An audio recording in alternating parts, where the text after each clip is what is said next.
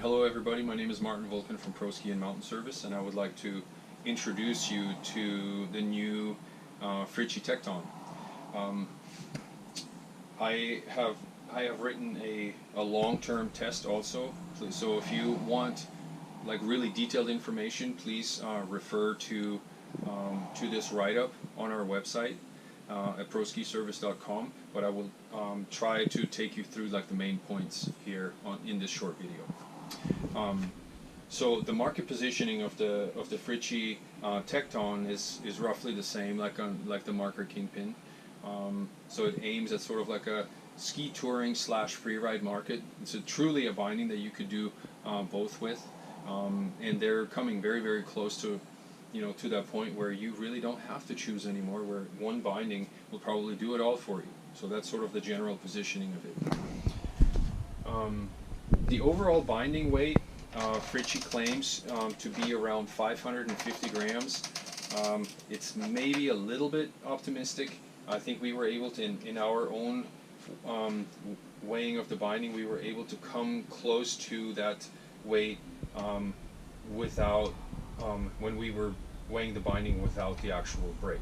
So, and I assume that most people will use the brake with this binding, and so probably be closer to 650 grams, which makes it a little bit lighter than the Kingpin, and maybe marginally heavier than a Dynafit Radical ST2. So now I'd like to talk to you about the ease of entry feature.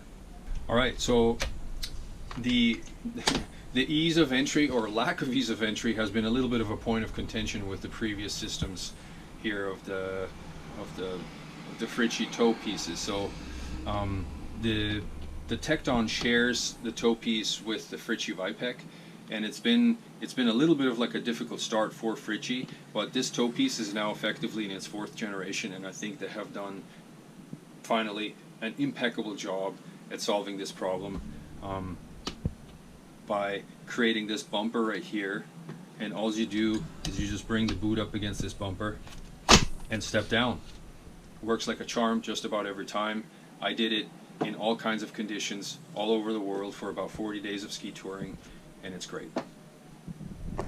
Okay, so now I'd like to show you how to get into the binding for downhill and then uphill mode, and how the switch happens in between.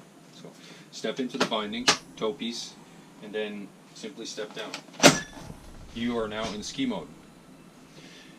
If you want to like switch from here to walk mode, you can simply pull this lever up right here and step down on the back,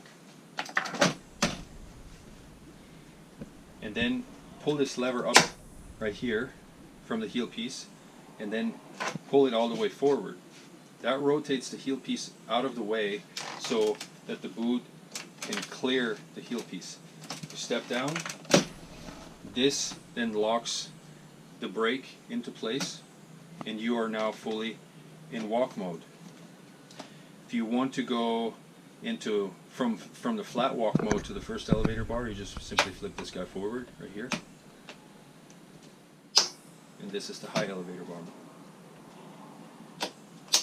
If you want to return back to ski mode, pull the lever up, step down, and bring the front lever back so that you can see ski mode right here. That's it. Words about DIN certification. It's become a pretty big topic with tech bindings, and according to the Fritschi engineers, this binding is as DIN certification ready as it's possibly can get, but it's currently not DIN certified. I know that's kind of a strange statement, but I think they had a pretty good explanation. In theory, obviously, you have to have a binding boot interface for this safety binding to properly work, and there are boot norms that exist for ski touring boots that among other things standardize the heel cup width and height, and the toe cup height and width. But the problem is that a lot of the manufacturers are right now not complying with these norms. You know, these toe lips right here are getting smaller or getting shaved off completely, and because of that, it's virtually impossible for the TÜV of Germany, this Technical Norming Institute, to hand out any DIN certifications right now, because a lot of the binding manufacturers are not really like complying with these norms. So if you're interested more, you know, in this, you can check up on Fritschi, sort of like 4-point check on what they consider what makes a binding a safety binding, and we have it for you to see here on the video. So let's talk about the overall binding safety apart from DIN standard or not DIN standard. There's a couple of things that differentiate the binding here. This toe piece looks like a traditional yoke system toe piece that, you know, G3 or Marker or Dynafit uses, but that's about where it stops. This binding actually functions, the toe piece functions on a carriage system. So meaning the binding moves in and out laterally for about 13 millimeters. So this is what that looks like when you are skiing.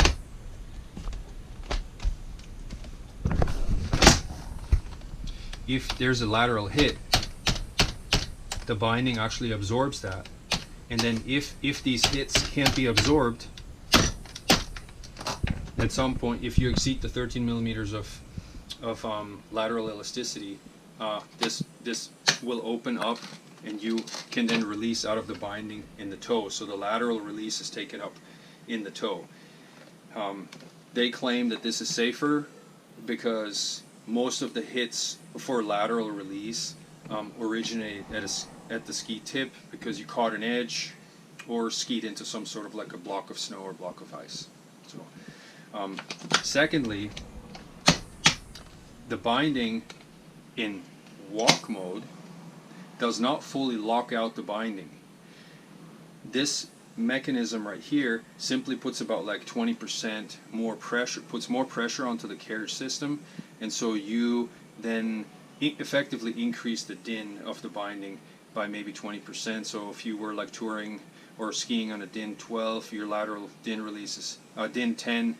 Now your lateral DIN release might be more like a DIN 12. But the key thing is that you can come out of the binding if you were to get caught in an avalanche while touring up the hill. A major differentiator.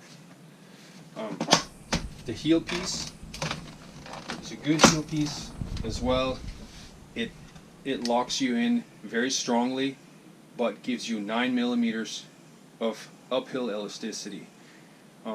So again, the combination, I think, it offers very good safety and performance in uphill and downhill mode. Okay, so let's talk about the overall performance of the binding in uphill mode and in downhill mode. First, in downhill mode, I think the binding might have set a little bit of like a new benchmark with the fact that the heel piece does not rotate, so you have less power, you have less lateral power loss there altogether. And then on top of that, they came out with this ingenious little Lego-like feature that they called a power rail. So this protruding piece of plastic out of the heel piece actually fits beautifully into the cutout that of this boot, of any boot that has like the tech fittings, and it safely locks the binding in there. So lateral power is probably stronger than any other tech or hybrid tech binding that I have seen. In uphill mode, conversely, I think the uphill performance of the binding, just purely on performance, we're not talking safety, I think it's good. I don't think it's as good as maybe a Dynafit binding, but you can feel that maybe in like 3% of your touring times, because maybe it would be like if you're touring in really hard technical terrain where you need a lot of lateral stability on your binding, because there's a little bit more mechanical stuff going on underneath your foot. You can feel a little bit more play there than if you have a binding where everything is fully locked out with the traditional tech yoke system. Alright guys, ski crampon. Ski crampon is very strong and very simple to put on. You simply pull these two triggers right here and put them on. That's it. On top of that, it has a couple different modes. Right here, this is for maximum ski crampon penetration. You flip this plastic lever around, and now you have roughly 1 centimeter less ski penetration. I think it's great. Okay, in terms of durability, as mentioned, I have skied this binding roughly 40 days in all kinds of conditions in several different countries, and it's been, so I put the binding through like a pretty honest, hard test, and so far I don't see any excessive wear and tear in the binding. It's performed great, and don't see any looseness or anything that would give me any concerns about durability. But time will tell. But so far, it's been great. The verdict of the binding, I have to say, I think Fritschi might have a hit on their hands here, because the combination of a heel piece that does not rotate with very strong lockdown mechanism, and a lateral release in the toe, a binding that locks out in walk mode obviously, but that still lets you out in uphill mode. I think it's a pretty strong, pretty strong performance for their first effort at a tech hybrid binding. Alright, thanks for watching, you guys. If you would like to pre-order this binding or buy it from us, you can refer to the website indicated on the bottom of the page of this video. Again, thanks for watching. See you later.